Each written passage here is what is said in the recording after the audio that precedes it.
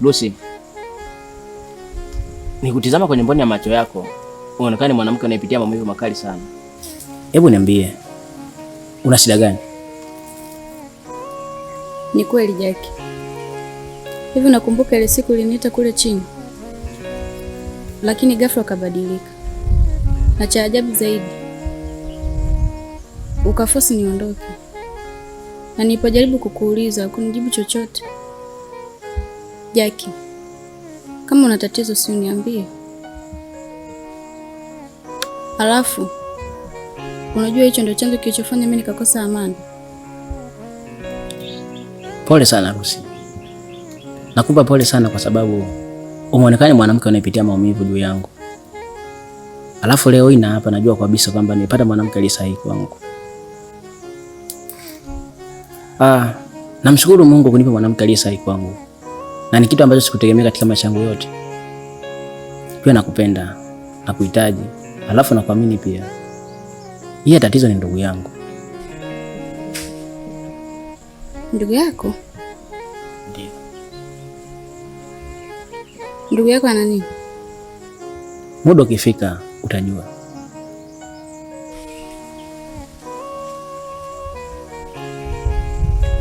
Sawa. Nakupenda sana Lucy.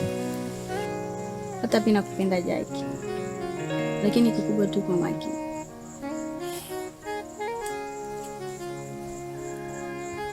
Komba mzee Komba, memba wa kijiji hiki, mbona uonekani? Au lishakufaga? Lakini mama alituambia hakuna mtu yeyote wa kuondoa uhai wako zaidi yetu sisi.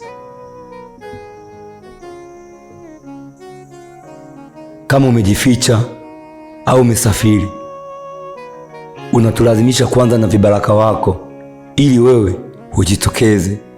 Komba mzee Komba, tumekuja kwa ajili yako na kazi ndo inaanza.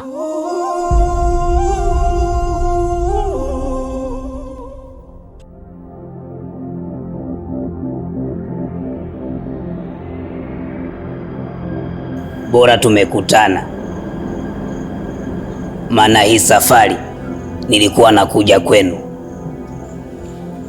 Wewe Dudu, ishia hapo hapo na usijaribu kuzungumza kitu chochote mbele ya mke wangu, nitakuua. Natumai muda ukifika hutaweza kuzungumza yote hayo.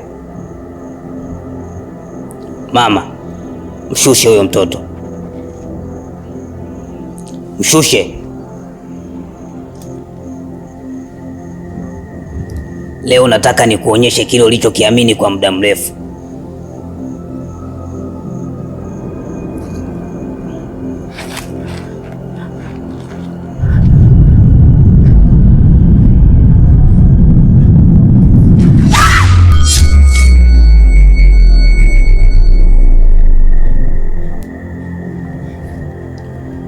Huyu ndo mtoto wako uliyekuwa ukila naye, ukilala naye na kucheza naye, na mimba zote ambazo zilikuwa zikitoka, sababu ni mmeo. Na cha mwisho, ulikuwa na mayai 7. Utakuja kuzaa tena.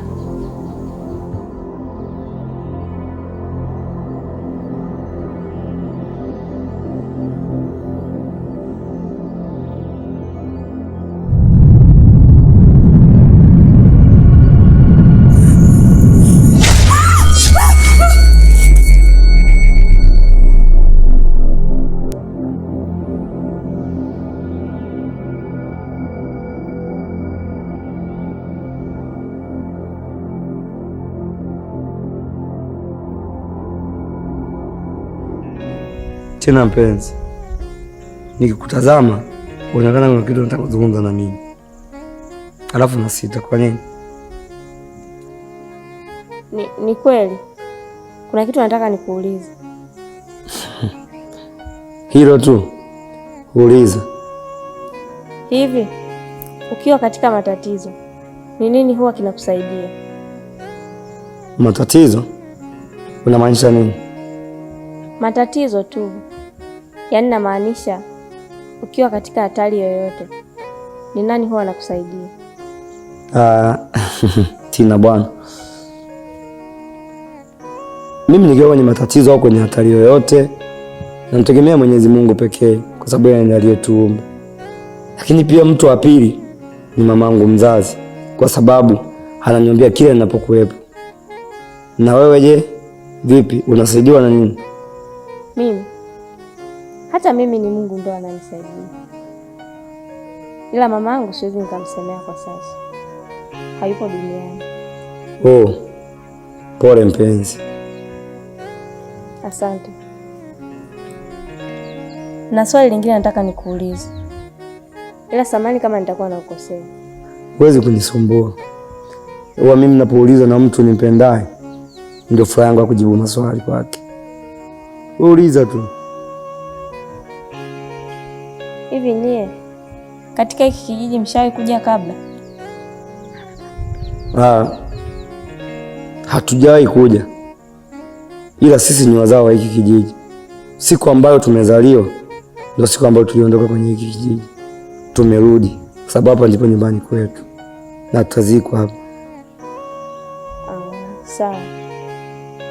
Na vipi kuhusu baba yenu? Alikuwa anaitwa nani? Alikuwa anaitwa Mzee Kibona.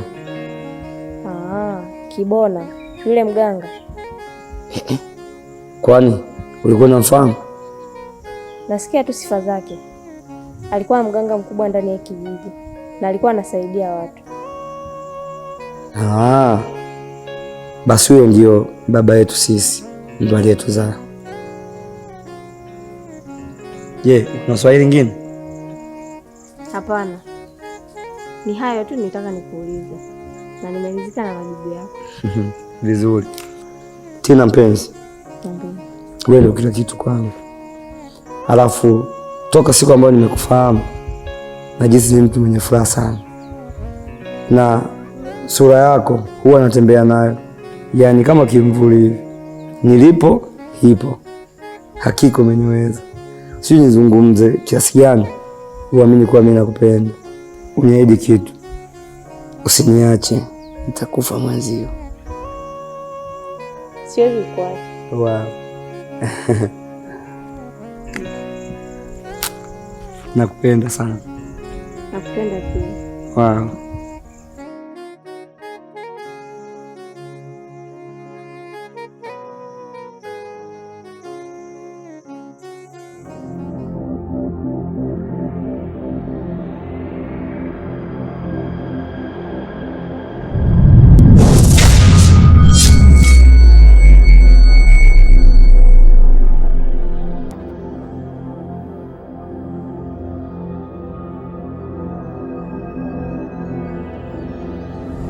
Mimi ndo Chantu, mtoto wa Mzee Komba mwenyewe.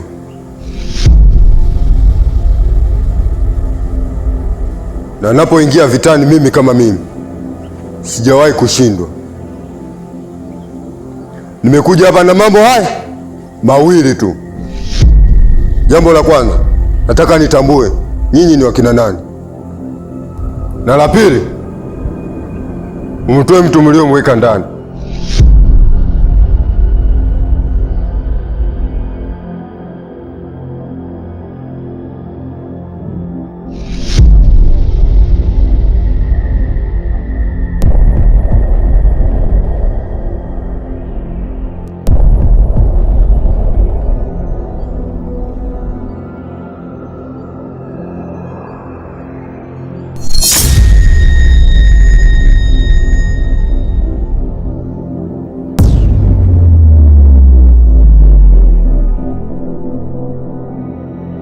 Chantu.